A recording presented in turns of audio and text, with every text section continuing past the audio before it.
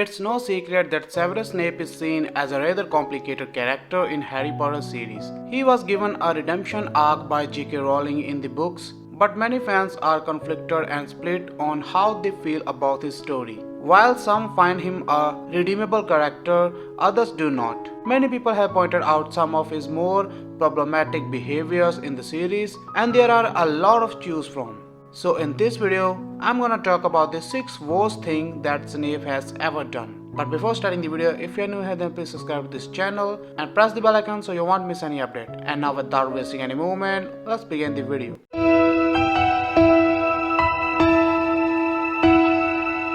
Number 1. Bullying students, especially Neville.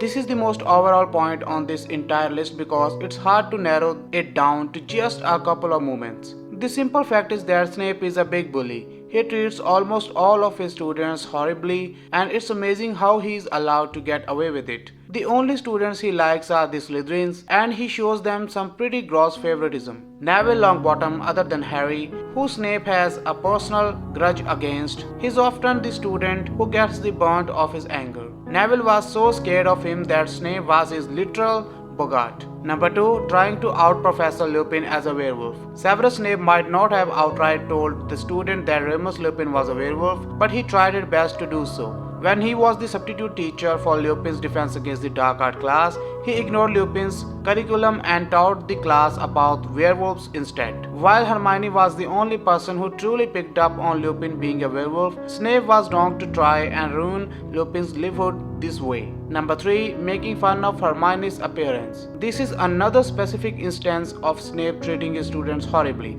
Sadly, there does not seem to be any punishment for professors at Hogwarts when they bully and abuse children. When Harry and Malfoy have a duel in the hallway, Hermione is hurt by a hex which makes her front teeth grow quickly. Snape does nothing about this and instead just insults Hermione by saying that he can't tell any changes in her appearance. He not only puts her health and safety at risk, as he also insults her. Number 4. Making Neville almost poison his toad. There are so many awful things that Snape does during his time at Hogwarts. He is the professor that torments his students more than any other professor except Umbridge. In Harry Potter and the Prisoner of Azkaban, Snape forces Neville to use his shrinking solution on his toad, Trevor, expecting Neville to mess the mixture up and poison his pet.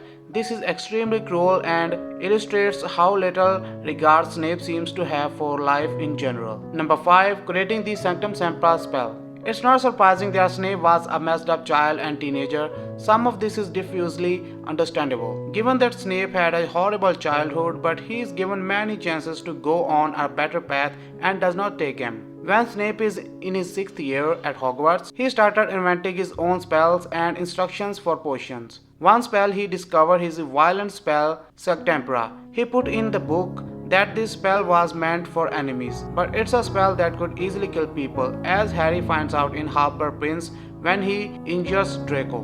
Number 6. Becoming a Death Eater. While many of the things Snape did in his personal life are pretty bad, the absolute worst was becoming a Death Eater. He decided to join a group that was dedicated to wiping out and oppressing one group of people. This shows how dark and evil he could be, in that he was fine with torture and even the murder of innocent people. Even though it could be argued that he eventually served as a double agent for Dumbledore, Snape is the one who stuck with it.